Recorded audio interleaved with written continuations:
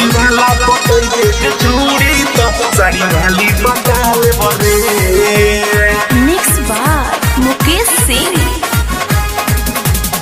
प्यार के चटनी नहीं के भर चटाता है, मर्द के बिना पूरा दहिया दुखाता है, दहिया दुखाता है, दहिया दुखाता। हाँ, प्यार के चटनी नहीं के भर चटाता है, मर्द के बिना पूरा दहिया दुखाता है। अब तरसी न जवानी धोती वाला पटाल बरे, अब तरसी न जवानी धोती वाला पटाल बरे।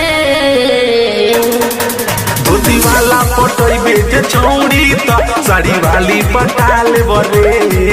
धोती वाला पटई बेच चौड़ी तो साड़ी वाली पटाल बरे।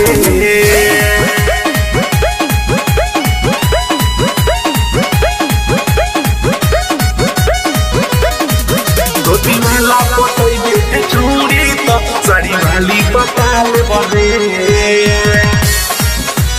नेहा रिकॉर्डिंग स्टूडियो चकिया।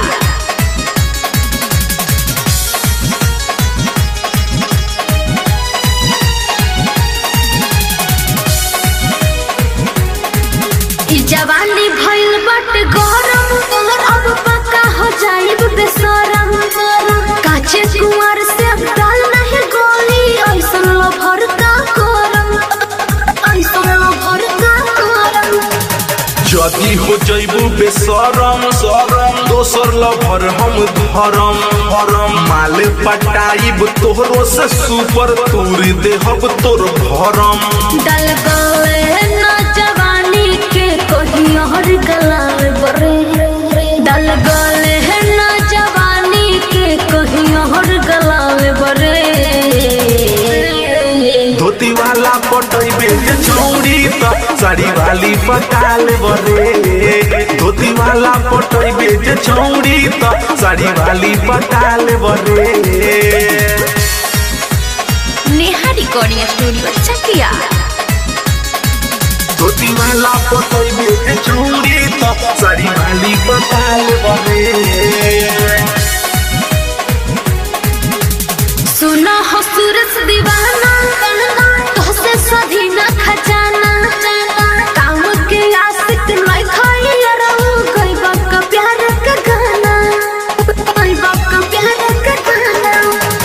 प्रभु जे दूसरा के फेर में जल्दी धरबू तो गिर में।